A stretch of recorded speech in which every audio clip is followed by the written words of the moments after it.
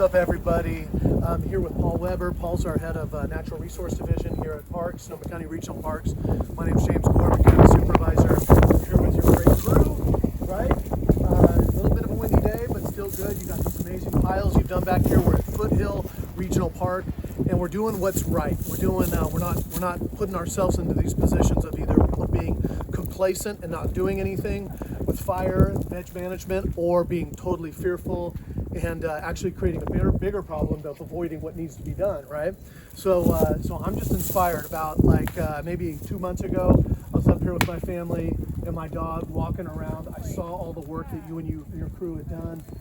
You took all these ladder fuels, a bunch of stuff that was on the ground, you created piles, and now we're sitting here in January and we're burning. And we have to give our thoughts and prayers to people down south who are going through hell with the fires down there. But after our big fires in 2017 and then the ones just near here outside of Foothill Park, the Kincaid down here in 2019, and some of our others, we're embracing the culture change, which is management, mitigation, responsibly doing good preparedness and land management. So Paul, tell us a little bit about today and what you guys are doing. Yeah, so the Natural Resources Forestry crew was out here for a couple months constructing these burn piles, and we chose this area because it's in the wildland urban interface, so we're really close to the community of homes below us. This part of the park also wasn't as affected by the Kincaid fire as some other parts that you can see, so we have a lot of live trees that are left, and so we decided to start our work here because if a wildfire rolls through with all this fuel on the ground, chances are that we'd lose a lot more of what live trees we have left. So by starting here and managing some of these fuels and removing them, we're not only contributing to better forest health, but we're also ensuring that if another wildfire rolls through, we'd see a lot less flame intensity in this area, and we'd also give firefighters a chance to make a stand right along the community. So, which is what we want to do, right? Yeah, I mean, we want parks to be places where people come to enjoy the outdoors, but also where they learn about ecology, about land management. But we also want these parks to be the buffers, right, for communities like this. Exactly, yeah. So one part of this is land management, resource management, and all this other stuff. The other is community engagement.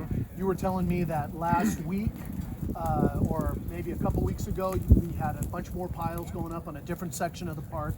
And in between Monday and Thursday, people's sentiments changed about coming up and walking up and talking to you and the crews. Tell us about that a little bit. Yeah, absolutely. So we've been making ourselves available on the trail just because this is the first time that we're burning visibly in this park, and we want the community to feel safe and feel like they can see what's happening and that we're not just working out in the woods by ourselves. So in the start of the week, we had some people coming up who were a little weary about it, and that's completely understandable considering the effect wildfires had on this community.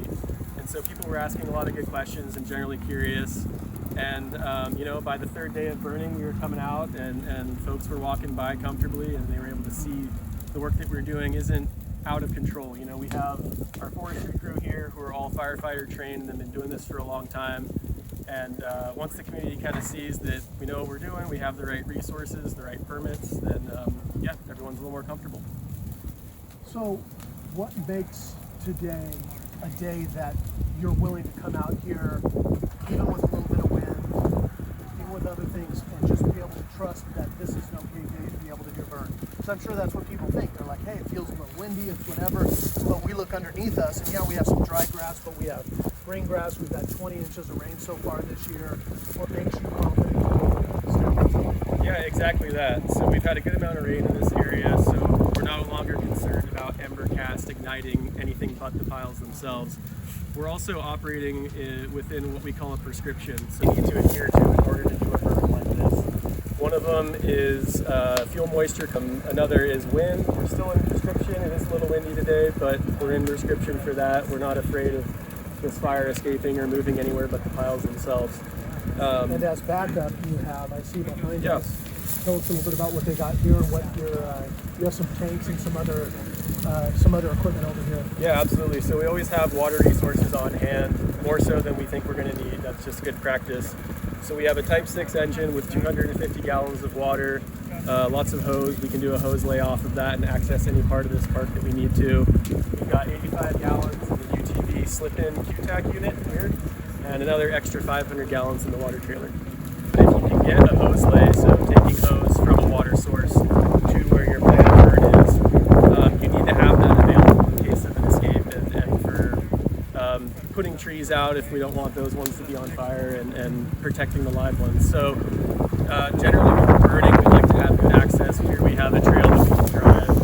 And so yeah, basically wherever you can get water resources, you can safely do a burn in a certain time of year.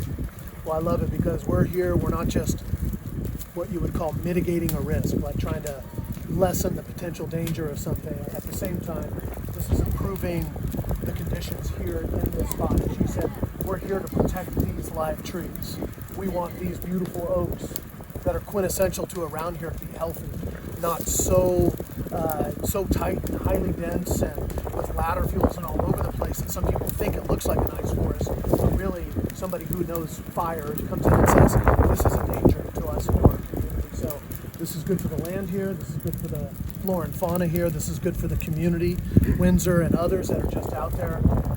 You do notifications as we talked about, so 911 dispatch, fire departments, everybody knows that this is going on up here. You're doing piles today. At other places you'd be doing a control burn where you're actually laying hose and moving things around, but you're going to do a landscape burn, which is something that you might do in the future after pulling these down here. And so maybe every 2 or 3 years you're going to come through and burn underneath, right? So this is not just a one-time thing. Like we say, this is a culture change for our community to embrace this. And every time there's smoke in the air is not to be afraid, but be, smart, to be resilient. But then for our crews to also come in through and be like, this is how we're going to manage this going into the future. So, Any final thoughts? Yeah, exactly what you just said. We have multiple hundreds of acres in this park to manage, if not the thousands throughout the county. And so one way we can do that is by starting with pile burning, and then the future goal is to do broadcast burns where we can manage larger properties and more acreage. So this is the start of what we're hoping will be a regular fire return interval for this park where we do more broadcast burning. I think final thing is that this is a public project on public land. If you're a private landowner, Sonoma County, 95% of Sonoma County is privately owned. We do partner through different networks. One of them is the Northern Sonoma County Fire Protection District. There's something called the Good Fire Alliance, other groups like that here in our area that will team up with you. We'll provide a burn boss. You can come do, if you have a property that you want to look at doing this on, you can get a permit. You can have backup. So we want people to know that this is not waiting for just government or others to do it, but take the onus upon yourself, right? Yeah, there's plenty of resources out there for the landowner to do this same kind of work. Yeah, cool. Thank you.